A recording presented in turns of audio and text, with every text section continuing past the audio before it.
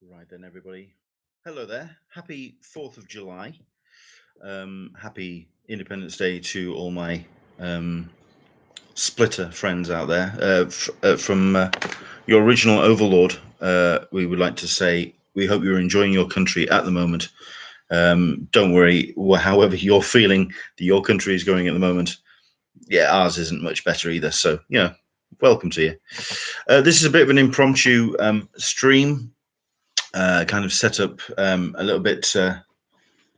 Kind of just off the cuff, if anything, because usually at this point I'd have been typing away and getting the posts up on the website on the Convention Collective regarding the programming schedules, which have been announced by San Diego Comic Con, by Comic Con International, for this year's event.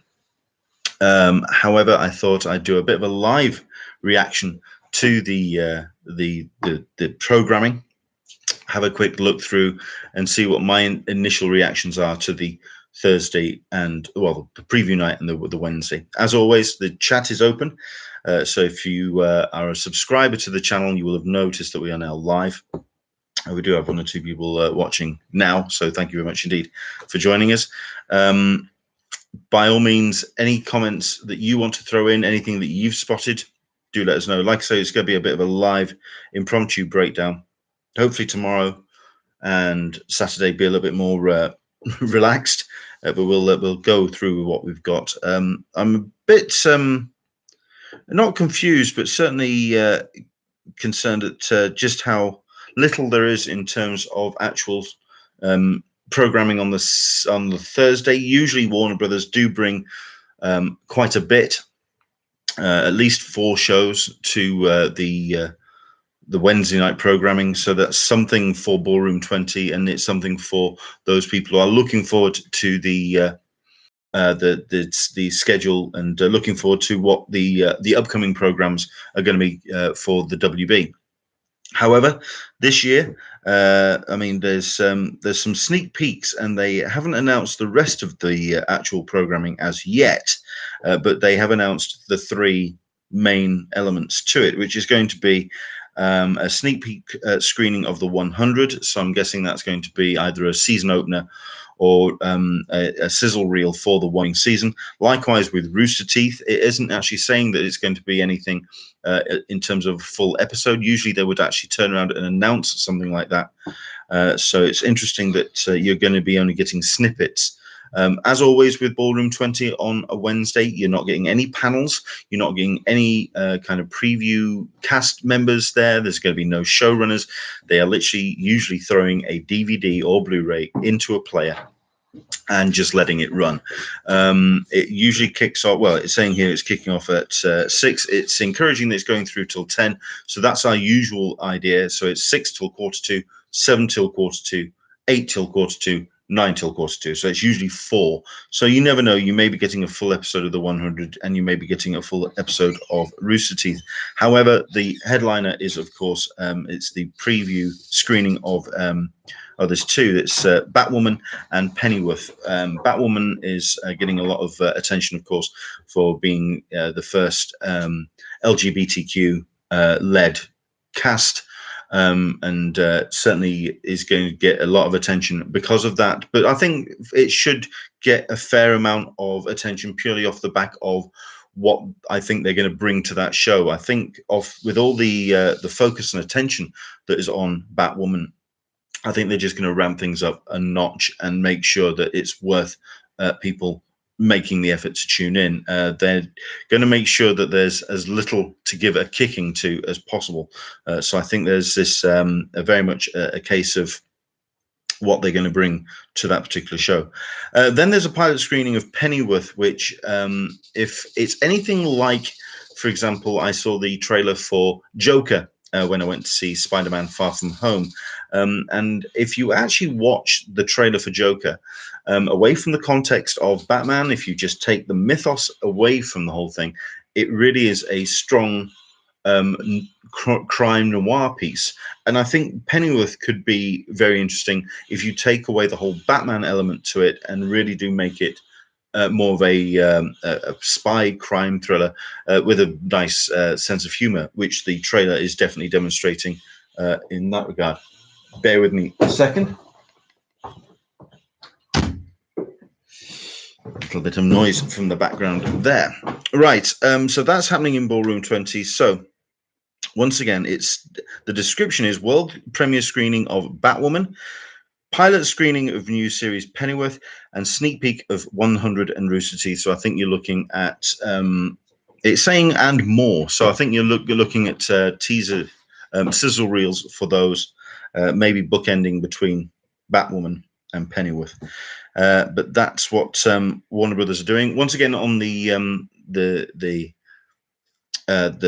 programming for preview night, it really is a case of they open up the doors and you find the best seat you can get, because at the end of the day you are not seeing any panels, and all it is a case of you getting yourself a decent seat for these screens, of which there are a number dotted down the aisles of Ballroom 20. You don't have to be at the front. You don't have to queue up super early.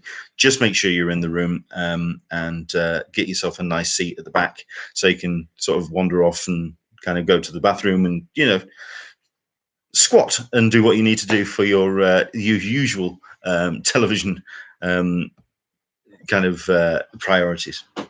Thank you very much indeed to Super Katchik. Good afternoon. Haven't gone over the schedule yet, so looking forward to your thoughts. Thank you very much indeed for joining us. Yes, I'm going to try and dive in as much as I possibly can in a second. Also, we've got ourselves Michael P saying good morning. Good morning to you. Welcome along. Like I say, this is the breakdown for preview night and also for the Thursday as well. Michael P did a quick check on the schedule. I'm sure that there's going to be something that he may have spotted, because we did have a couple of chats. Oh, we had a chat with Robert Sakowitz. Yeah, we really got into a lot of fun with what he's got lined up. And I know that he's got programming on a Thursday as well. Also, just to very quickly to wrap up the Wednesday programming, there is something that's going to be taking place at the San Diego Central Library, which is teaching with comics and interactive workshop for educators. This is going to be Peter Carlson and Susan Kirtley from various education elements. Bear with me a second. Let me just put that on do not disturb, so I can actually keep a focus on this. It's a workshop that so it's basically educators based, looking to integrate comics into classrooms. Always a good thing. This workshop guides participants through activities that model how to develop superhero readers and writers in classrooms through the implementation of critical comics pedagogy, and includes the incredible voices of Ebony Flowers, the writer of Hot Comb, David F. Walker of Solid Comics, Shanti Burnett, of Animo South Los Angeles High School, and Samantha Diego from UCLA, with workshop materials provided. Very much more for the educators that do attend San Diego Comic-Con, which of course there is plenty to keep you occupied throughout the course of your week. Right, so let's have a quick rundown then. Let's see if I can, there's no way I can do a split screen, unfortunately, so it is a case of kind of going through. So the first programming, I think, is safe to say a regular, which is opening up Ballroom, Indigo Ballroom. Oh no, it's in. They've moved it. I do apologize. This is behind the music. It was in Ballroom, the Indigo Ballroom for the last couple of years, but they've moved. They have now gone to room 25 ABC, slightly smaller. Which is I don't know if that's necessarily a good thing, because it is always a popular panel, so I'm surprised by this, but my word, who have they got involved? This is a annual show presenting the best in genre soundtracks, featuring from film and television. So you do have cues played from films that have just either been in the cinema or just about to air on the small screen. But considering you have the likes of Jeff Russo, who's the composer of Star Trek Discovery, Umbrella Academy, and Legion, he's just something very, very special. I'm a huge Legion fan of what he does on that. Also, Sean Callery from Jessica Jones, Homeland, and Hot Zone, Kurt Farquhar from Black Lightning, and Jim Dooley from a Series of Unfortunate Events, along with Stephen Schwartz, who is the gentleman behind Wicked, which is obviously getting itself a big screen adaptation. which I suspect is something else you're going to see programmed further down the line. Not many people have been talking about it. It's a film that's coming. So, yeah, expect to see maybe a Wicked panel down the line, especially if Stephen Schwartz is going to be in the room. I think, however, for myself, the headliner of this thing is Wendy Carlos, the legendary composer behind Clockwork Orange, The Shining, and the original Tron back in 1984. I have never been aware of Wendy appearing on a panel before. That is something truly spectacular. It's going to be in, like I say, 25 ABC at 10 a.m. That is an interesting panel to kind of kick things off. Yeah, I'm surprised that's not in Indigo, which it would usually be. And like I say, Wendy Carlos will be quite the draw already.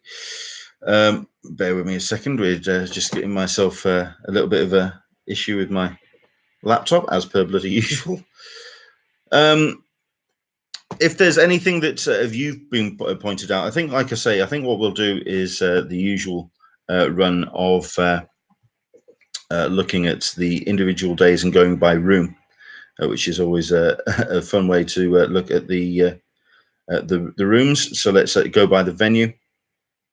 And let's start with let's go with the Indigo Ballroom.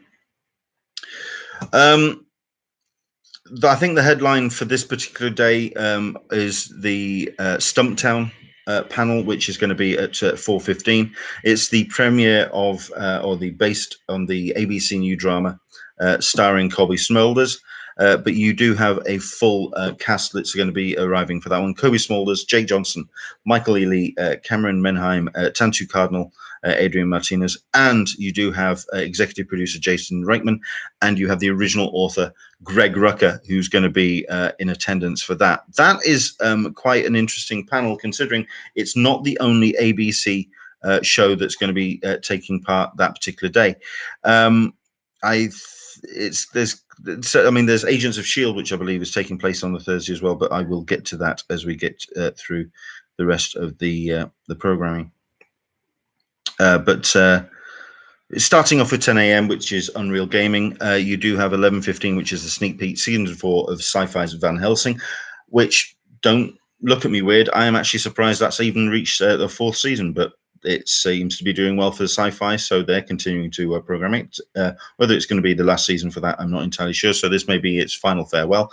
12:30, Netflix new hit young adult fantasy series, The Order, which is getting a lot of attention, considering you do have the likes of Jake Manley, Sarah Gray, and Adam DeMarco. It's going to be their first Comic-Con appearance, and as always with events like this, it could be your next new show. Netflix, however, seem to be doing their best to infiltrate across the board.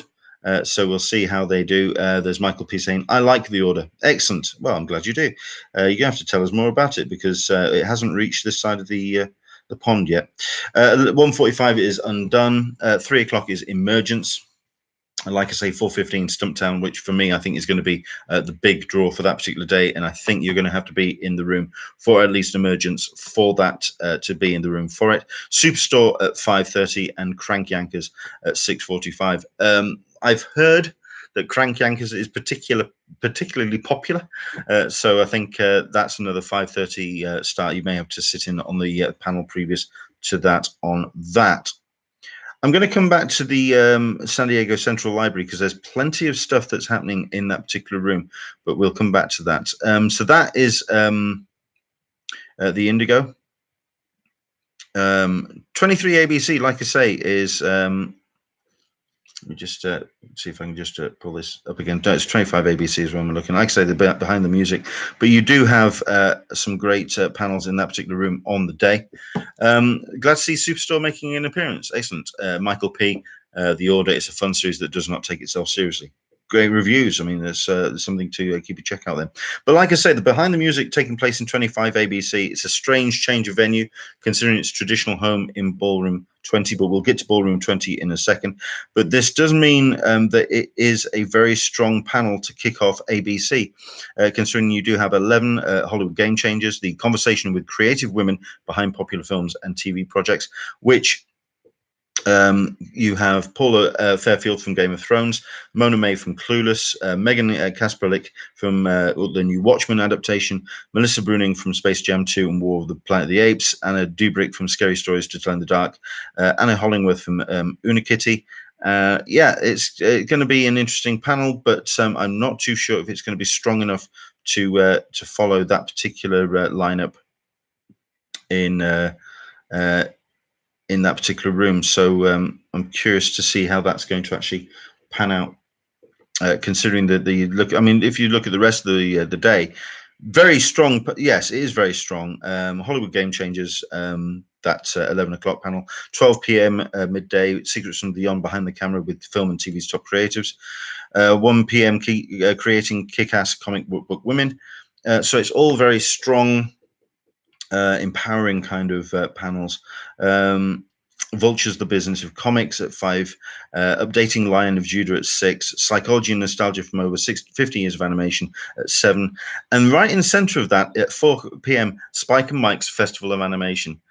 That's the kind of thing you'd usually expect to find in this room, and as usual, it's something that would possibly break up that particular programming of the room. So that is room 25 ABC.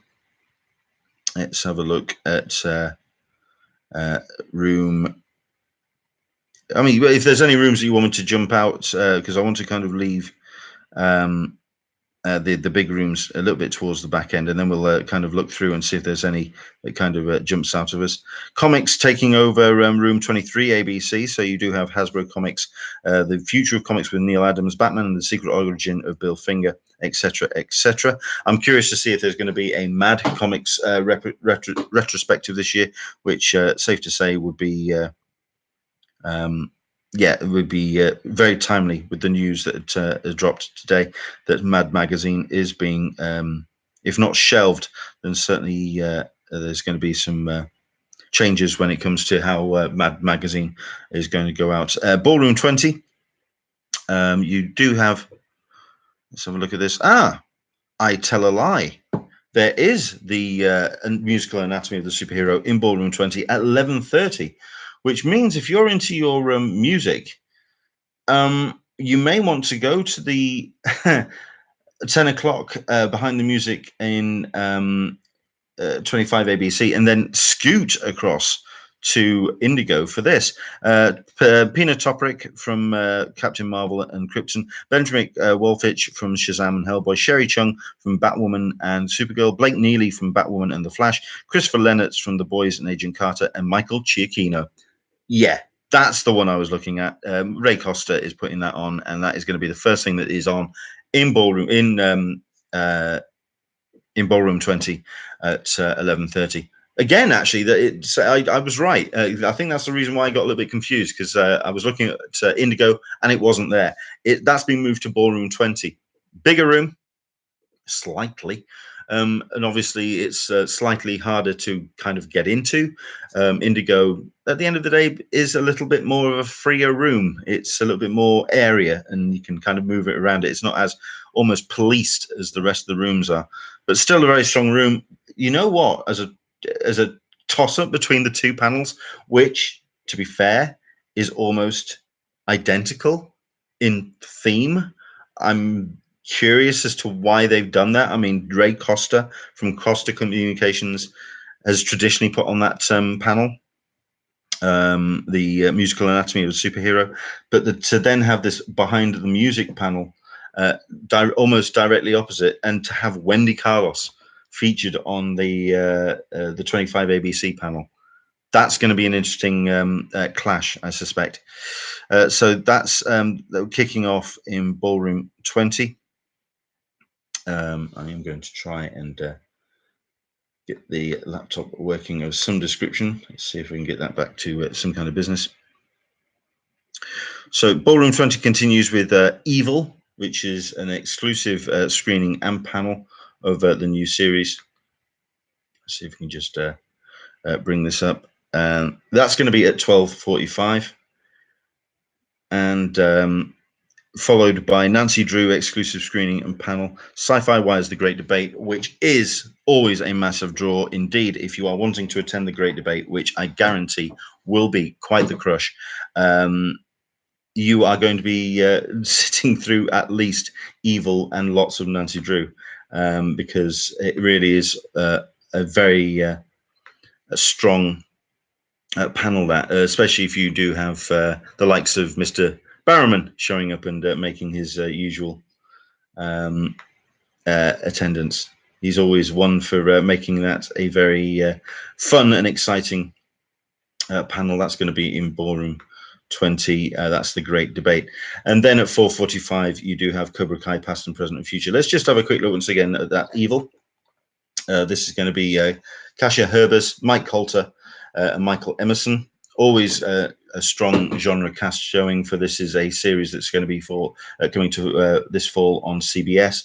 Evil is a psychological mystery examining the origins of evil along the divided line between science and religion.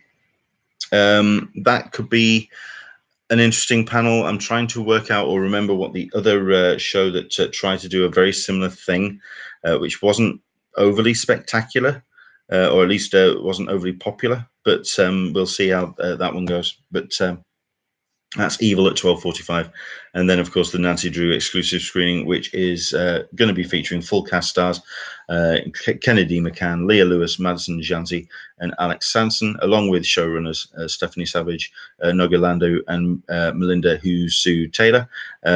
This, if you've seen the trailer for it, it looks actually quite fun.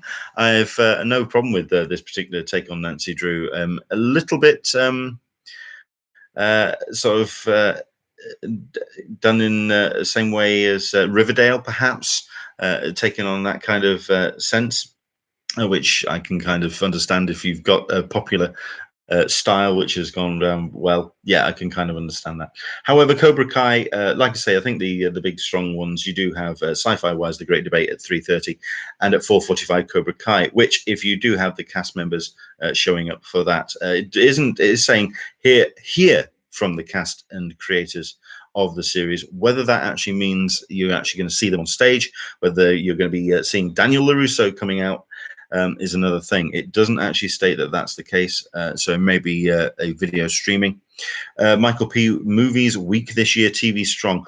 That's always been the case on the Thursday, but let's get to Hall H, where that all kind of changes around. So that's Ballroom 20. I wanted to just very quickly check out some of the others as well before I get to Hall H, which of course everyone wants to kind of know a little bit more about. You do have a lot of stuff of interest, I think, in room 5AB, considering that they are going to be working through the 50th anniversary by celebrating with a whole bunch of famous names who have been invited as special guests to celebrate the 50th anniversary. So at 11 o'clock in 5AB, you do have Comic-Con in the 1970s. What was it like in the first decade to attend San Diego Comic-Con with the likes of Barry Alfonso, Richard Butner, Roger Friedman, Scott Shaw, who was obviously one of the co-creators of the entire thing, and all put together by moderator Mark Evanier. So that's going to be interesting. However, the day starts with the George Lucas's new museum, which is under construction in LA. This is the Museum of Narrative Art behind the scenes, and it's going to be a look into what they're going to be doing, bringing that in. So there's going to be a lot of celebrations and retrospectives, including what is going to be the busy panel of that particular day at 2 o'clock in room 5AB. Tom DeSanto, Jill Campion, and Bob Sabaruni, who are coming together, and they are going to be celebrating the life and legacy of Stan Lee. That's going to be at 2 o'clock, and yeah, that's going to be a particular popular panel as the memories are shared of Stan. talking about how he inspired the work and discuss how his legacy will continue to be honored through future projects, etc., etc. Someone did point out the panel that's going to be taking place in room 6A, where there's several actually that is going to be happening in that particular day. Are you ready? This is going to be an interesting lineup. This is room 6A. 10 o'clock, you have Funko Funcast Live. So that gets that out of the way nice and done and dusted so they can get down to the booth and do some work. But at 11:15, you do have Mattel and WWE Elite Squad, which is a fan panel. And that's all well and good. And it's great to have Mattel representing their toy line for WWE. But considering you do have Zack Ryder, Kurt Hawkins, Rey Mysterio, Kofi Kingston, and Becky the Man Lynch on that panel, that's going to be a busy room. That's going to be absolutely packed. And safe to say, I think Funko are going to be slightly outmatched by all the wrestling fans that are going to be in the room for that particular panel. You do have a couple of big ones following as well, considering you have The Toys That Made Us, which is still remaining to be a very popular Netflix show as well. This is between 12:30 and 1:30. This is room 6A on the Thursday. The minds behind the Netflix series Toys That Made Us. And then after SpongeBob's Big Birthday Blowout, if you are a SpongeBob fan, fine. But you do have Robert Kirkman, who's going to be discussing everything Skybound, including Invincible, Oblivion Song, and, of course, The Walking Dead, another title which is going to be getting a lot of interest off the back of its cancellation this week. It is the last issue of The Walking Dead that was released yesterday. 6:45. You do have another legend. Well, let's just follow that. So Robert Kirkman wrapping up at 4 o'clock. You have yourself adapting source material for TV. So you have David Alpert from The Walking Dead, Maggie Bander, and from Deadly Class, and M. Raven Metzner, who's adapting Sleepy Hollow. Interesting panel to kind of break things up, but it is more of an industry show. But people are going to be very much looking to get into the room for 6:45, Cursed with Frank Miller. This is going to be a twist on the tale of King Arthur, coming to you from Tom Wheeler, and also Frank Miller as well is going to be on stage. I can say, having seen that, having spoken to Frank Miller as a panel host, the man is on fire. He's very much somebody who's got his wits about him, and I can imagine at 6:45 that's going to be quite the show. Right, okay. Let's have a quick rundown from the. Let's go to the big ones then, because it's time for Hall H. Let's just get it done and get it out of the way. So, in Hall H, you have 5 panels that are going to be taking part. 11 o'clock in the morning is when things all kick off. And it starts, wow, with Terminator Dark Fate. Paramount Pictures bringing a panel discussion and footage presentation with talent and filmmakers. In other words, it's not going to announce cast or any attending yet. We don't know if we're going to be getting any of the major cast from the film. We do know that Arnold Schwarzenegger is going to be in town. So we'll find out if Arnold's going to walk out on stage and really open up Hall H as the first panel of the day. That's between 11 and 12. 12:15 through till 1:15, you have the Batman Beyond 20th anniversary. So you have the likes of Bruce Timm and Glenn Murakami coming out onto the stage to celebrate Batman Beyond. But you're also going to be getting a number of the cast as well, including Kevin Conroy and Will Friedle, the voices of Batman and Terry McGinnis, respectively. There's going to be apparently stay to the end for some exclusive prizes and cool announcements. Hey, dive in. It's like Michael P says, is TV strong? But there are a number of films that are being celebrated. So let's have a quick look at the rest of it as well. 1:30, you have the Marvel Games panel. This is something which has been moved to Hall H over the last couple of years. I don't know if it's more of a case of just the breaking up of the programming, just to kind of give people a kind of a palate cleanser after the likes of Terminator and Batman Beyond. But considering just how popular the likes of Marvel Ultimate Alliance has been, along with the Iron Man VR and Marvel's Avengers. They are being incredibly popular and highly selling games. So yeah, there's going to be a lot of exclusives being announced about what's going to be coming up with those games. However, people will have to sit through that panel to get in for Marvel's Agents of S.H.I.E.L.D. Going to be taking over Hall H for the first time. You do have pretty much the full cast. Clark Gregg, Ming-Na Wen, Chloe Bennett, Elizabeth Henstridge, Ian D. Casteca, Henry Simmons, Natalia Coverd-Buckley, and Jeff Ward, along with executive producers Marissa Tanahoen, Jed Whedon, Jeff Bell, and Jeff Loeb. Basically, you have, I think it's going to be, if not a farewell panel, considering you have the season of season 6, which is going to be coming up in the next couple of weeks, and then season 7 happening. I believe it's at the back end of this year, beginning of next. In other words, it'll all be done and dusted by the time next Comic-Con comes around. This is their kind of not only their first time in Hall H, but also their grand hurrah. So they are going to be saying their farewells. That's going to be between 3:30 and 4:30. Safe to say, if you are an Agents of S.H.I.E.L.D. fan, you're going to be finding out about Marvel games as well, because you're going to have to sit in on the panel beforehand. Safe to say, I think most of this is going to be, if not a walk-in, it's going to be a short queue. You're not necessarily going to have to be camping out overnight at all for any of this. Maybe an early start if you want to be down at the front for Terminator Dark Fate, maybe sort of 2, 3 o'clock in the morning, but I don't think you're going to have to go incredibly stupid for this. At the end of the day, I think the last couple of Terminator films has taken a lot of the goodwill of the Terminator franchise, and only if you found out that James Cameron and Arnold Schwarzenegger were going to be in the room, that could do some damage. But I think even then, you're looking just an early start on Thursday would get you into Hall H. 11 o'clock, it's a long morning. So I think if you got down there for 7, 8 o'clock in the morning, I think you'd be able to get into the room. Batman Beyond, I think, will have a strong following, but not a Hall H filling following. Likewise with Marvel Games panel, you'll probably get a nice fullish room for Agents of S.H.I.E.L.D., but it depends on, because the thing about Agents of S.H.I.E.L.D. is it is a truly fan favorite show. It's not something that people just kind of have wandered into. You either got this from the beginning or lost it. In other words, it is very much a hardcore dedicated fan base, and that is not the strongest to go with. In terms of his Dark Materials, which kicks off at 4:45, this is an adaptation of Philip Pullman's book, and it's being co-produced by the Brits.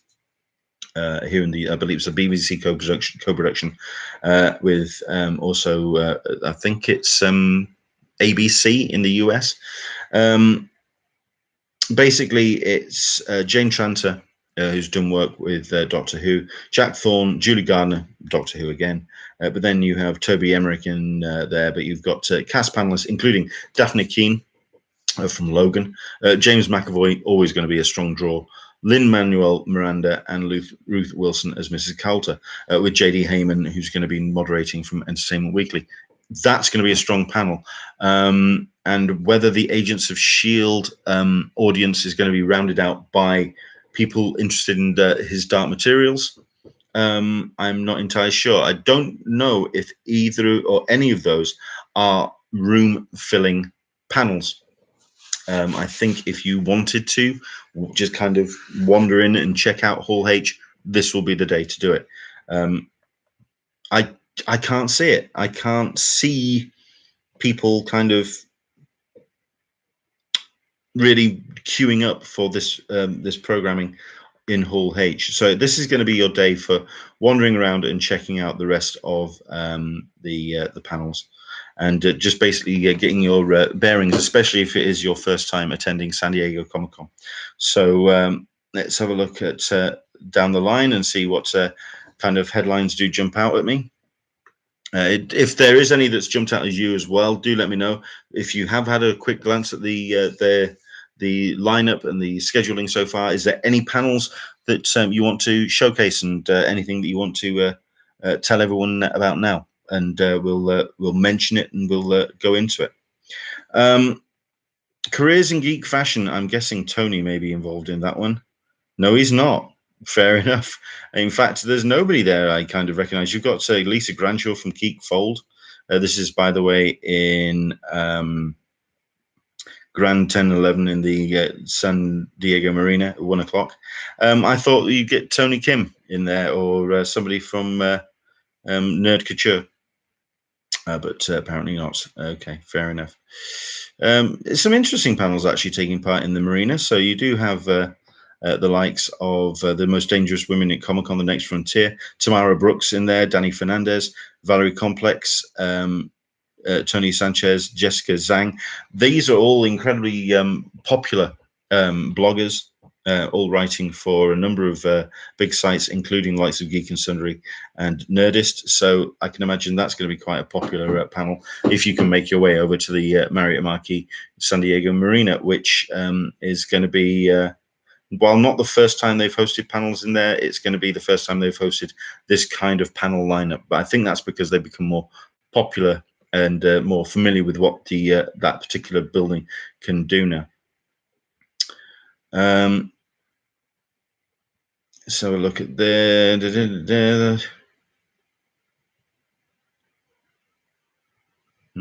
If there's anything else that has jumped out at you, let me know.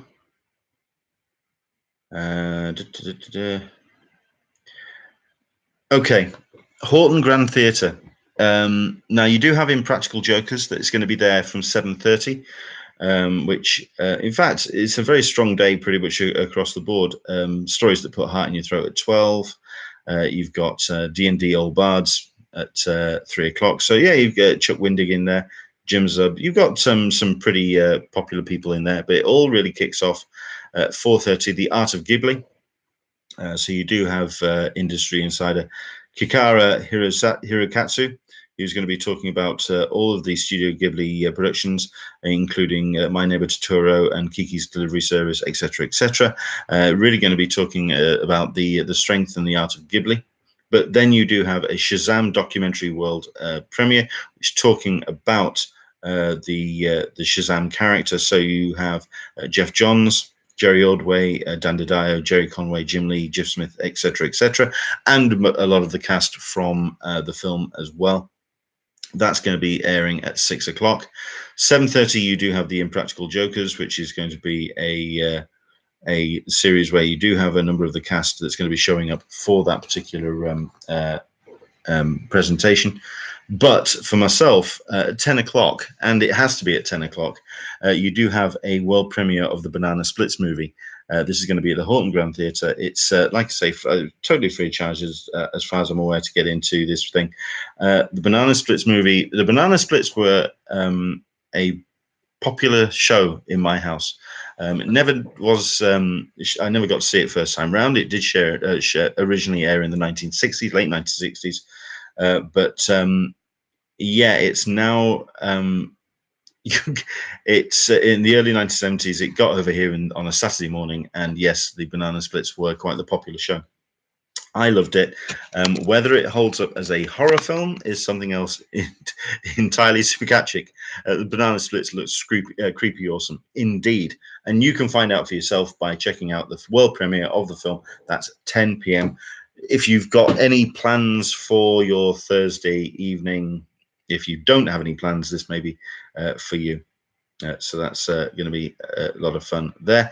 A lot of podcasting and a lot of fan blogs that are going to be taking over the San Diego Central Library, including that for Lost, Game of Thrones, and also Teenage Mutant Ninja Turtles as well. Let's have I'm looking at some headlines. Like I say, if you do see anything that has jumped out at you as well, by all means, please let me know. I'm going to try and keep my eyes open, if anything, for any particular names that could be of interest. Spotlight on Marv Wolfman, I think, is going to be an interesting panel that's going to be taking place in room 11, but it's not going to be the biggest. I don't know how that's going to be attended. You're looking at Tom Kinn, who's going to be moderating it, though, and Marv Wolfman is a legend of the industry. It's just how popular the comics panels are. I mean, I attended the Len Wein memorial panel last year, and I was quite frankly disappointed by how few people are actually in the room for Len Wein. I did expect that to be a little bit more to be more busy, which is a shame. Okay, room 2, as always, is the Artist Alley how-to. So you do have yourself the likes of drawing with Stanley Artjum Lau. That's going to be an interesting panel. The guy is a stunning illustrator. What he can actually do in the space of an hour, though, is it's an hour and a half is the panel.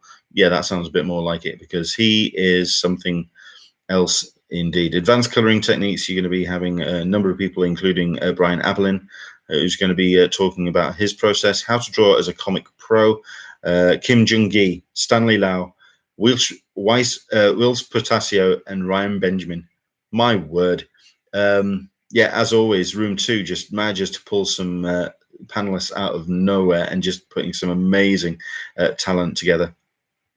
Scott Hampton is going to be hosting a panel at 5:30 in room 2, Painting American Gods. It's a shame that they haven't been able to get to David Mack to go up to talk about his cover work on that particular book. But yeah, that's going to be an interesting setup. A whole bunch of interesting panels in room 2, especially if you are quite the actual comics creator that wants to find out more about the practical work of actually putting the comics together. Again, anything that you spotted, do let me know. I'm going to do my best to kind of spot any headlines for this particular lineup. Okay, let's have a look. There's a lot of really interesting panels. It could be one of those days where you could, in fact, just walk around the con and just just jump in if something kind of attracts your attention. Perhaps if you want to kind of avoid the big rooms. For me, the music one really is holding out to be the strongest panel of the day, but that's just my own interest, and I think that's what Thursdays are all about. It's all about finding where your own fandom is being celebrated. Let's have a look. You have yourself here 12 p.m. in 28DE. Entertainment is LBGTQ. Boom Studios and GLAD present a in-depth roundtable with the likes of Lyra Sturgis, Sina Grace, and Megan Townsend, moderated by Joshua Yule, talking about their bits and pieces. 23 ABC at 10 a.m. Let's have a quick look.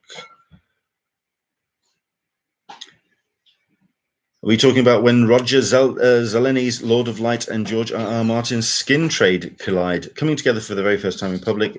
Barry Ira Geller, producer of Roger Zeleni's Lord of Light, and Mark Neubauer, producer of George R.R. Martin's novella The Skin Game. Zeleni's Lord of Light won the 68 Hugo and became the foundation of stories of people becoming real gods and their dramatic consequences. Martin has long stated that Game of Thrones was inspired by Lord of Light, readying for TV production. That's big for your genre and sci-fi fans, and yeah, to have Geller and Neubauer talking about that for an hour, I think that's going to be interesting. Yeah, you're right. That's going to be an interesting panel.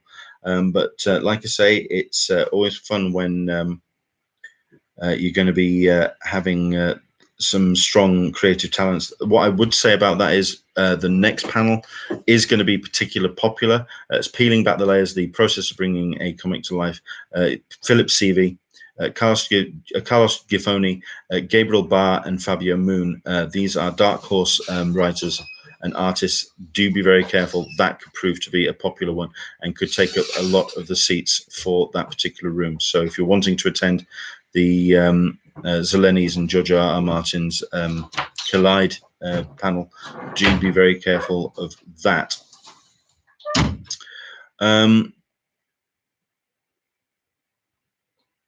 Let's have a look at is anything else that's just kind of jumping out at me.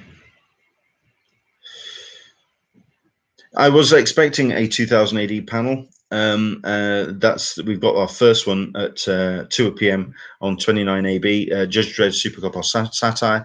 He's the hardline cop bringing justice to the mean futuristic streets of Mega City 1. But is Judge Dredd a hero or villain? Is he a law enforcement role model? In the light of recent years, is becoming a worrying vision of the future. This is not a new panel, and they've done it before. It's often been moderated by 2000 AD. How they're going to bring more to it, I'm not entirely sure. Nobody actually announced for this particular panel, but as we've discovered, the party that has been hosted by the Comic Book Legal Defense Fund on the Thursday, sorry, is being hosted by a number of 2000 AD talent coming over as part of the Thought Bubble Festival in the UK. So Kieran Gillen is going to be DJing that particular panel, but it's been hosted by Jock, who is a legendary Judge Dredd artist. You've got Andy Diggle, who has got enough history of 2000 AD to wrap around the building twice. It's how many people are you going to be getting from 2000 AD that's going to attend that particular panel? That could be an interesting one. That's going to be at 2 o'clock. We've already talked about the Mattel panel with the Not So Strange Bedfellows, the relationship between comics and professional wrestling. You don't have the wrestlers showing up for this panel. This is at 1 p.m. in 29AB. It is going to be more about the comics talent, which is a shame, because if they got some more of the wrestlers involved, that might actually have some more of that whole crossover, which is a bit of a shame. Let's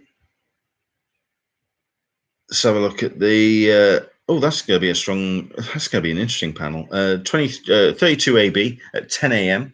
This is going to be a spotlight on Maggie Thompson, being celebrity adjacent. Maggie Thompson is the 30-year co-editor of Comics Buyer's Guide and a major player in the CCI landscape, joined by Mark Avanier, shock or a surprise, and also going to be joined by Leonard Maltin, who's a legendary film critic, considering the challenges, anecdotes, and delights of interactions with a variety of celebrities.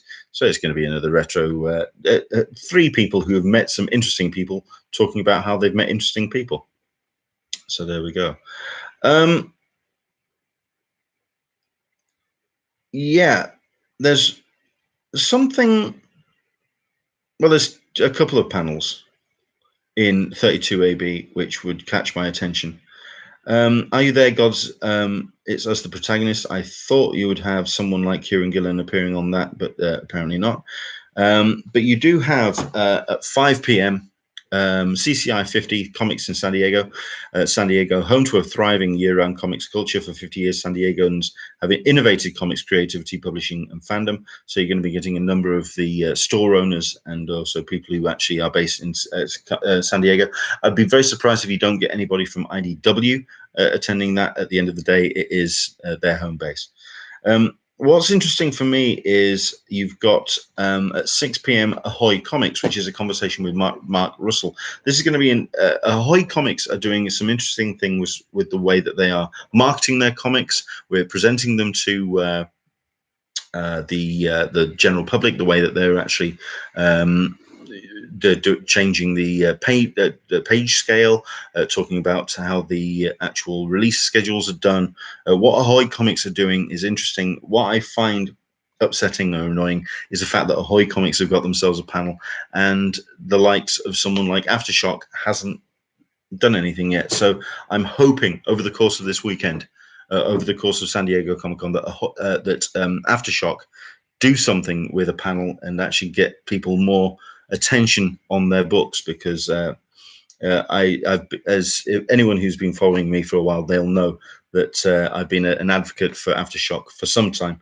So it's only fair that they get themselves a panel and kind of start getting a little bit more of a presence at San Diego Comic-Con. Room 4, very much industry based. I can't see it being a massive draw. However, you do have yourself some people who are still supporting it rather well, considering at 10:30 you have Arvell Jones, which is a spotlight on him as a artist, but you've got Sanford Green and Dennis Cowan who are going to be in the room. Those aren't light names. That's going to be interesting. How comic books are changing the world for the better.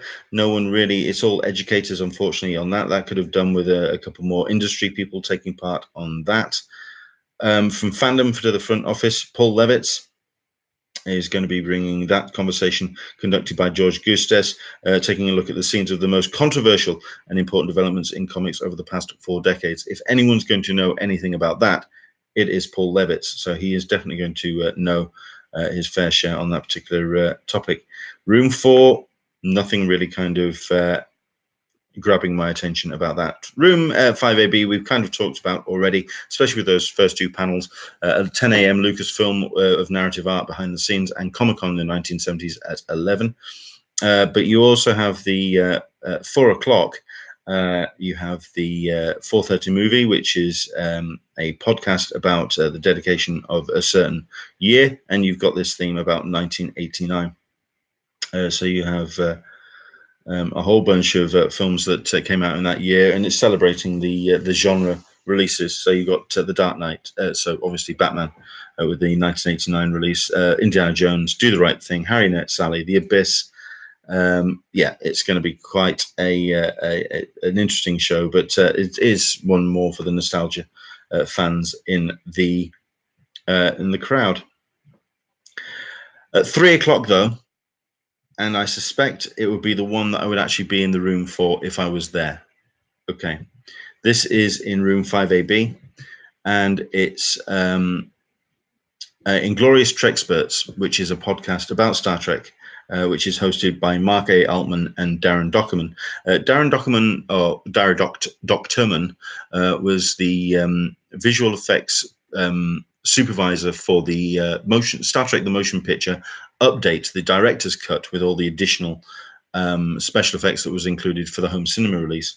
Those two host this podcast, and they are going to be celebrating the 40th anniversary of Star Trek: The Motion Picture, which happens this year. It's a live podcast presentation featuring Ashley E. Miller from for X-Men First Class, Robert Mayer Burnett, who is known for Star Trek Next Gen, Free Enterprise, a big player in the Star Trek universe, and Bill Hunt from the Digital Bit. It's a shame that they are not going to be getting any cast members from the Next Generation, any people wanting to really kind of get into celebrating it properly. But I think that's just down to Star Trek: The Motion Picture being continually maligned over the years, which is just a shame, because while it is a strangely paced film, I happen to still love it to death. I think it is the truest representation of Star Trek for my money, but that's just me, I suppose. So we'll see how that goes. Like I say, Room 6A is going to be particularly strong, especially with the Mattel and WWE panel at 11:15, and that Frank Miller Cursed at 6:45. And the whole thing is wrapped up with this 22nd annual superhero kung fu extravaganza. Sorry. Hello, Andrew Dickinson. Hopefully you've had a look through the listing as well. Is there anything that you've kind of spotted, perhaps? Room 6 BCF. It's a big enough room, and that it's going to need to be, considering you do have Funimation's My Hero Academia, which is a panel that's going to be running with a number of the cast or voice cast: Justin Brinner, Clifford Chapin, Marcus Davenport, and Adam Gatiss, all talking about this show, which the moment anyone watches it, it suddenly becomes their next favorite series. That's My Hero Academia. Leonard Maltin returns to the stage as Leonard and Jesse Maltin are going to be bringing their Maltin on Movies podcast to Room 6 BCF. This is at 1 p.m. He's a popular draw. That's because he knows his stuff and always has done. Where he's going to kind of go up against, like I say, the likes of My Hero Academia at the beginning, and you have Dragon Ball Z 30th anniversary panel directly after at 2:15, featuring a number of cast for that. And you do have the Remembering Stanley panel at 3:30 after those. After that, you do have the Home Movies 20th anniversary reunion. So you have people celebrating. Oh, hang on a second. It's a cast reunion of Home Movies. I have no idea what that's all about, but you do have Making Magic for Harry Potter and the Cursed Child, an interactive masterclass. So it is the stage production of Harry Potter, how that was brought to life. So you're going to be seeing a lot of presentations about the cast, the singing, the musical production, and also just the stage work that went into making The Cursed Child. And then you have yourself another Harry Potter at 8:30, the Wizarding World panel, which is going to be talking about the various elements of Harry Potter beyond the books. So you do have the various podcasters, you have various people that are involved in the creation of a number of the online communities. So that's going to be a strong one. But right in the middle, like I say, 6 o'clock for the Harry Potter and the Cursed Child, 8:30 for Always Harry Potter, the Wizarding World panel. At 7:15, celebrating 40 years of Alien. Diane O'Bannon, who's the widow of Dan O'Bannon, Will Lynn from the Joseph Campbell Foundation, David Baxter from Legion M, and Alexandra O'Phillip, who is behind a number of documentaries regarding Alien, are all going to be talking about the history of Alien, also an upcoming documentary, Memory, The Origins of Alien. Yes, another Alien documentary. To sit that between two Harry Potter panels, that is incredibly bizarre. Okay, let's have a look at, is there anything else that I mean, we're getting kind of down there. We're in 60 at the moment. Popeye's 90th birthday party, DC Meet the Publishers. So you've got Dan DiDio and Jim Lee. Jim Lee returns at 12:45 for his panel, which means he's probably going to be drawing on screen and then giving out some sketches. This is a panel that he has hosted in room 2 in the past, and it's always been packed. But Jim Lee, this is going to be in 6DE. You then have Teen Titans Go, which is going to be a new episode. A bit of a switch around from the previous element from DC's Tom King, but still, that's going to, I think if you're a Teen Titans fan, you are going to have to sit through Tom King's panel, so do be careful about that one. You have yourself Critters Attack and the Banana Splits movie being analysed at 4:30 in Horror Times 2. Science of Star Trek at 5:45. And from OSHA violation to superhero, the lab accidents that will most likely give you superpowers. Whether anyone's actually going to be in the room for that, I'm not entirely sure. But at 7 o'clock in the evening, I think that might be a case of everyone's just disappearing for wherever they're going on a Thursday, which includes a number of the parties, as Michael P is pointing out. I think from 7 o'clock, people are going to be wandering off. If people do not attend the Comic Book Legal Defense Fund panel, the British Invasion, you're going to be missing out on a hell of a do. Andrew Dickinson, the Banana Splits movie at 10. Spotted it. Yeah, hour and a half after the first panel. Wonder if there's another one to fit in. Yeah, it could be interesting to go and see the panel for Banana Splits movie and then go and see the premiere. Whether you can get in there in time is going to be another ball game, so do try.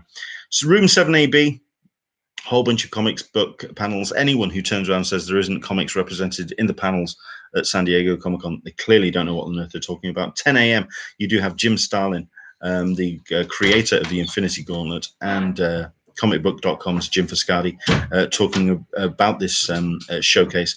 I got to interview Jim Starlin just prior to the release of Endgame. The man is endlessly entertaining. He will have anecdotes left, right, and center. And now the film is actually out, you can get in and talk about what he feels about the rendition of Infinity Gauntlet on screen. That's going to be an interesting panel. Let's see who else you've got. The pitching hour. Yeah, Yvette Nicole Brown's going to be on stage taking how to create pictures. Legion M have their own panel, 2 p.m. This is going to be in room 7AB. So Paul Scanlon, Jeff Anderson, Terry Luberoff, and David Baxter, all from the Legion M organization. Again, this is a show or a company which I have a lot of interest in, considering it is the world's first fan-owned entertainment company, all put together through equity crowdfunding, allowing anyone to become an entertainment investor. So it's simply more than being a shareholder. You really are dictating what films and multimedia content is going to be presented. At 3 o'clock, you have the Farscape anniversary. So you do have the likes of Ben Browder, Claudia Black, and Gigi Eggley, as well as Brian Henson, Rock N. S. O'Bannon. That's going to be quite the popular panel. Farscape still has its fans. I think they're going to have to sit through Legion M if you are wanting to attend that particular panel, because that is going to be quite an interesting recollection, 20 years of Farscape being celebrated. That's 3 o'clock in room 7AB. It kind of goes a little bit off the boil after that. Comic Universes in Mixed Reality, not so much. All things RPG, so Geek and Sundry doing their best to try and grab the a little bit of the void that has been left by Critical Role. The Ultraverse 26 Fanning the Flames, which you have Aaron Leprosetti in there, so yeah, that could be an interesting panel, but like I say, these aren't particularly strong panels to follow after the likes of Farscape, so things could thin out rather quickly here.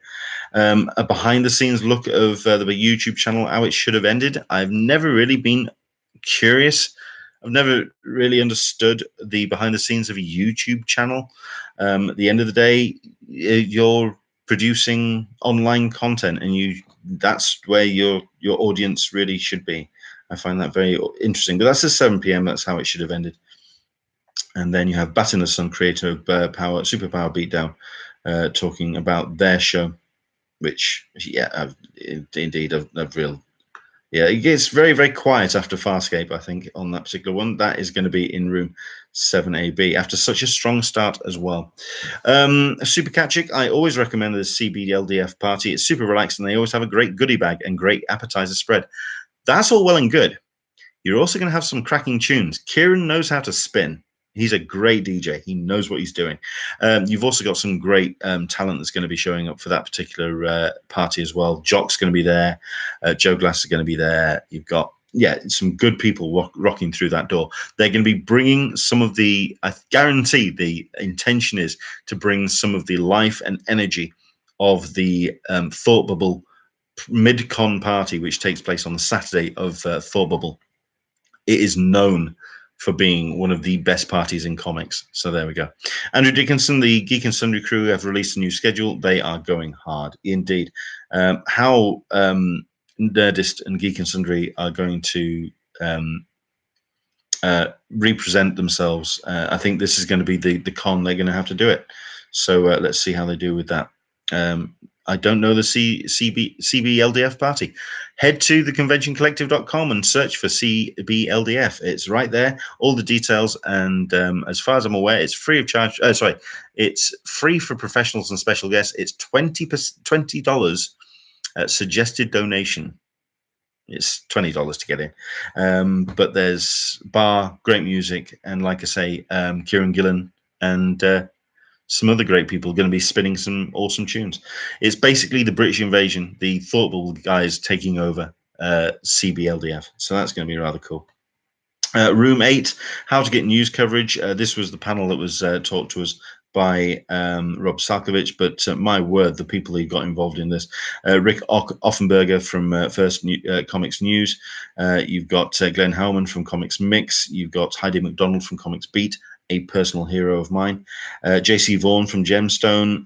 You've got Joss Wallstop from Red Gorilla Comics. Holly Golightly from Broadsword. This is a hell of a lineup. Admittedly, it's more for small press and just if you are a comics creator, how to get your word out there, who to speak to, who to actually motivate, and who to get involved with. Like I say, all of these are more industry.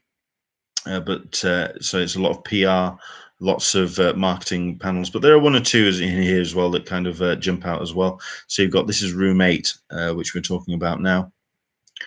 So you have the likes of Pros of Comic-Con. Now this is the professionals of Comic-Con. So you've got David Brin, Larry Niven, Mike Friedrich, Dinah Schultz, Bob Schreck, Bill Ye, and Bob Wayne. These are people who have talking about Comic-Con and how it's changed over the years. They have been attending for decades, so they're going to be, it's part of the whole Comic-Con 50 celebration. So there we go. Right. The Mark, Sergio, and Stan show at 3:30.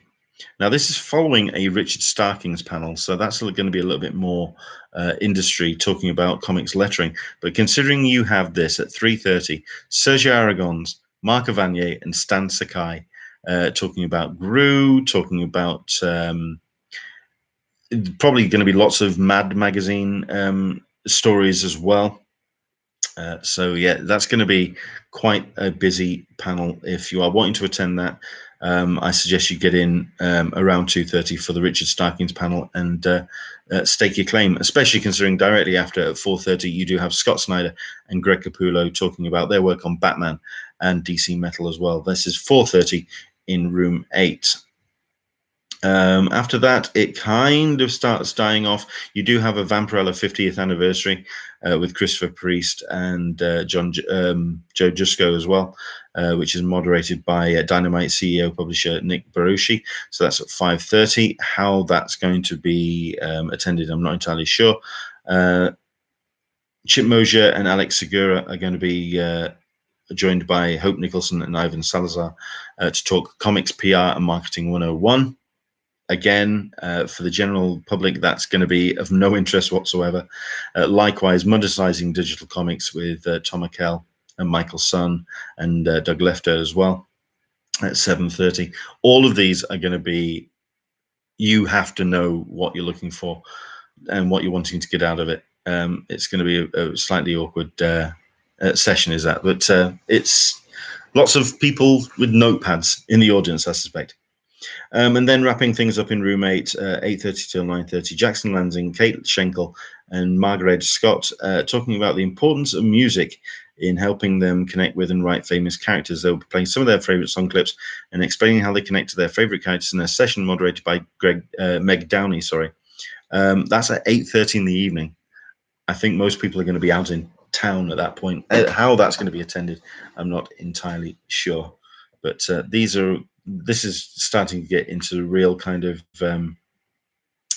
into the weeds, as it were. But let's continue. Let's see if there's anything else that kind of jumps out. DC Collectibles. This is room 9 now, which we're talking about. Lots of IDW, lots of collectible stuff. Hello there, Karen. How are you? This is a nice surprise. Thank you. Of course, anyone who wants to share this and kind of jump in on the comments, by all means. But room 9, another one of industry kind of specialty panels. The Forgotten Trio, colorists, inkers, and letterers, which that would be the kind of panel which would attract my attention, because I do believe that they are the missing link. People kind of do forget that they what they bring, the flavor to a comic. So yeah, but then you have followed that with 12:30. I mentioned before that IDW Publishing, they are San Diego based. They are the home team. So you have the likes of Delia Dawson. You have got John Barber, who is the editor-in-chief at IDW, who's going to be in who's going to be attending. It also says top secret panelists taking mind-blowing new projects. They haven't got anyone lined up yet. They haven't found out who's in the room. So there we go. IDW Games is going to be a couple of hours later. So you're going to be talking with the things that IDW. So you got toys, figures, Power Rangers, web comics. You've got animation, storyboarding, women of color, of comics and race. Possibly that's going to be the headliner for room 9 by all accounts, I would say. Let's have a quick look at that. Yeah, that could have done with some more actual creators that are actually doing the work. This is more commentators. So you have the likes of professors, journalists, and educators. That's a shame. You could have done with some actual comic creators in that particular lineup. But as we've been discussing on a couple of threads that I'm hosting on Twitter at the moment, a lot of creators are starting to get a little bit upset with the idea of marginalized content. So, for example, women in comics. Why can't it just be people in comics and have women on, so like comics creator panels? I think that's their general thing, to actually then marginalize them. I can understand the frustration, so I can understand why they possibly did struggle to get women and non-binary people on that particular panel. That's a shame. Yeah, room 9 is going to be a bit of a quiet one, and then you're into your panels to the Marcus Mario Marquis. So you have the likes of, let's have a look at, see what who any names that kind of jump out. That's a strong lineup. Comic Brew Pro Boot Camp. I suspect these guys are going to be joined at the hip by the sounds of things, considering you've got Kim Jung-gi, Wilsh Potasio, Ryan Benjamin, Alex Sinclair, Carlos Deander, and Tom Ankle. These are the same guys that showed up in the Room 2 panel. So they're going to be doing another session slightly earlier in the day at 11:30. They're kind of like all glued at the hips. Hope they don't get sick of each other by the end of the day. So there we go. Yeah, that's going to be very much. They're going to have to pull an audience from somewhere. Shirley Special Events Suite, Comics State of the Union, Blue Age Comics, The Rise of Kamala Khan, and Comics Librarianship. That's a big title. That's going to be interesting. Let's have a quick look at this. Getting to the Comic Con Museum is going to be a pain in the ass, an hour's walk from the convention center, and the rest. Yeah, the best way to get to the Comic Con Museum is okay. If you take, I believe it's F. I could possibly have to do with a map, but it's basically follow from the Petco Park Stadium and follow the road all the way up and just keep walking. It is an hour and more because it's uphill. That is something I would get a taxi to get up to. This isn't something you can just wander up to. Yeah, the museum, I think I don't think people realize just how far Balboa is out of the way. It's a little bit much. I'm trying to see if there's anything that kind of like jumps out at me at the special event suite, the library, mostly for educators. You've got some stuff for retailers in there as well. Supercat Chick, Andrew, I wish they'd make the museum a shuttle stop. I'm going to have to get there in heels Wednesday for the gathering, so definitely going to Uber or use public transit there. There was a promise 2 years ago that there was going to be a cable car that would come from Petco down through downtown and sort of like arrive somewhere in downtown and make it kind of like this cable car network, a little bit like San Francisco. That never showed up, but let's put it this way: to get up to Petco, it may be required. So nothing really kind of jumping out at me too much. Maybe one or two things that are a little bit more aggressive. So, for example, you've got at 5 p.m. Will Eisner defending comics graphic novels as real reading. That's a worthy title, but I don't know if it's got enough draw to kind of get people out the door. The theater at the Comic-Con Museum. Right, so this is what is actually going to be taking place at the museum. The museum is having a soft open during San Diego Comic-Con. Technically, it's not open, but it is going to be nicely kind of decked out. All the concreting will be done. None of the high-tech stuff is going to be involved because they are wanting to do a lot of virtual programming. They're wanting to do panels and they're wanting to do things and broadcast further afield. But it's kind of like a soft open for the building. I may just post some pictures of the actual museum so you get a sense of the layout. But it mostly consists of, if you go through the front entrance, there's a double stair section which takes you down into a basement. It's 3 floors. Okay, so you have a ground floor, a basement, and an upper tier as well. Lots of space. But yeah, considering what they've actually got lined up, 12 p.m., Ray Bradbury in the World of Comics. So you have Orty Oatwin talking about how Ray Bradbury both loved and shaped comics. So it's very much more a celebration of his work if you are a Ray Bradbury fan, which I am. Whether I could motivate to get up to the museum is a whole other ballgame. You have yourself Law of the MCU. 10 years of the MCU universe has created a body of law big enough for nowhere. So they talk about legal tales to astonish you of how Doctor Strange saved the world with contract law, whether Bucky committed treason in the Winter Soldier and could Thanos be prosecuted as a war criminal for the snap. Well, yes to all of that. So you've got a whole bunch of lawyers talking about that particular presentation. Whether these are going to be filmed, whether these are going to be actually recorded for further presentation, you'd kind of hope. You'd hope that that's the case. 2 p.m. the science of the Acme product catalog. So you've got people breaking down the technology utilized by Wile E. Coyote in the relentless pursuit of the Roadrunner. Okay, fair enough. And then at 3 p.m., a 35th anniversary of Ghostbusters, hosted by Jessica Zhang, who's the founder of the Positive Pop Culture Persisted Media Group podcast. It says here, discusses with panelists from the original trilogy, artists and animators about the longevity of this franchise. Nobody announced for what this is going to be and who's going to be here for this. Yeah, it's an interesting idea, but whether it can sustain an hour, it depends who they get on as special guest. Karen Session, Legal Geeks panel last year was fantastic. Mock court trial of Poe Dameron. Yes, and I'd heard this, but it was great for people to kind of stumble upon when it was part of the programming at the convention center. To move it to the Comic-Con museum, you'd kind of have to be there to check out the rest of the exhibit, which, by the way, it's Batman 50th. Is it Batman 50th? No, it's more than that. Batman 80th. It's the celebration presentation that they're putting up there, including a whole bunch of costumes, artwork, presentations, books.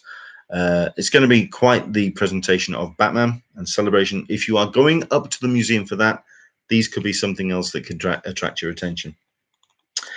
But it also is going to be talking about the forthcoming movie as well. So you never know. You may be getting one or two people from the new production as well.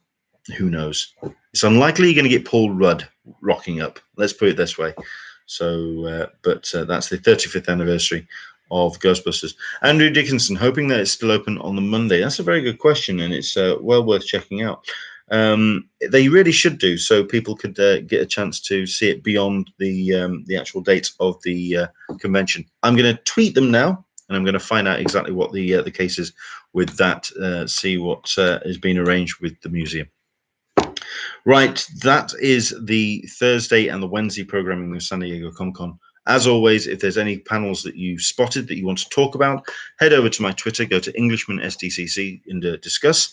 I don't know if I'll be able to do a live presentation like this again tomorrow for the Friday because I've got to go to work. Simple as that. And I start at 7:30. So if I do this, it's going to be rather quick and instant, and it'll probably be the second that the panels drop. Hopefully, it'll be a little bit more exciting. In the past, what I've usually said, the Thursday is something which gets you into the rhythm of San Diego Comic-Con, but there is always stuff to see. That is not the strongest lineup I've seen to date over the 10 years that I've been attending San Diego Comic-Con. It's very niche. Getting an actual audience for 70% of that programming is going to be awkward. It may be a case where you can, in fact, just go into the convention center, first check out the floor, go to Artist Alley, go and see the amazing talent downstairs, check out the floor, check out the layout, check out the incredible people that you can see on the exhibition floor. If you go up the next level, have a wander around, go from room to room, check something that could be your next new fandom. But there's only handfuls there of things that are really kind of blowing up my skirt. If that's not the case, if there's something that has really kind of got you excited, let me know. Head to Englishman SDCC and do keep us informed with what you're thinking, your thoughts for your Thursday misadventures if you are attending San Diego Comic-Con 2019. You've got seconds to put any comments down below, and we'll just finally wrap things up. Just to kind of talk a couple of things which is happening on the site. Like I say, San Diego Comic-Con is hosting that Terminator Dark Fate panel. No announcement yet for cast who's going to be attending. However, Arnold Schwarzenegger is doing the promotion rounds. He has been announced that he is going to be a guest at Silicon Valley Comic-Con. They may have wanted to try and kind of distance a little bit of the two and make it a little bit more of a separate thing. Maybe in a couple of weeks' time, we may learn that Arnold Schwarzenegger will be attending the Dark Fate panel. But I suspect you're going to be getting some more of the lower tier Diego Luna, not Diego Luna, the cast of Dark Fate attending that particular show. But Dark Materials, maybe. There's some panels there that kind of get your attention, but I think it's really, if you are really excited about a certain fandom, there's going to be something for you, but this isn't anything to kind of really keep nothing to really latch onto. For myself, as a fan of movie music, yes, I would be attending the music one, behind the scenes. Wendy Carlos, for God's sake, she's a legend, and I would be interested in hearing what she has to say. Yeah, it's Marvel's Agents of S.H.I.E.L.D. Is that the headliner? What do you think? What is the headliner for you for the Thursday? What is the big panel? Jump in, let me know. You can either tell me now, or you can head to Englishman SDCC and let me know on Twitter. What panel is attracting your attention on this particular programming? For myself, though, it ain't the strongest, but it's something to kind of get you into the mood of things. Ain't I the one that's always finding the light behind the cloud? Ain't I the most optimistic guy in the world? I try to be. So there we go. Something else I want to quickly point out as well. I did post something on my Patreon today. It is free. It's available for anyone who visits the page, and it is a rather cool conversation with master graphic designer Chip Kidd, who has been behind some incredible graphic design in films and comics over the last 2-3 decades, including the legendary Jurassic Park poster. He's done incredible work over the decades, and he's just a fascinating guy to talk to. Speaks volumes that you have the likes of Brian Talbot and Charlie Adlard in the audience asking questions of Chip. He is an entertaining and fascinating guy. It's a free audio presentation, and you can find that at patreon.com/EnglishmanSDCC.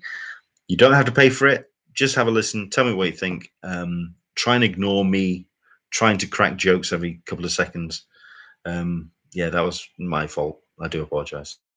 Andrew Dickinson kind of wraps up the comments. Hall H doesn't excite me. Yeah, it doesn't excite me either. That's me. Do take care. We'll try and be back tomorrow, the 2nd that it drops. I mean, I believe it was about 5:30. Let's see if we can do a quick hour and just bang through the programming for Friday of San Diego Comic-Con tomorrow, nice and live. From me to you, take care.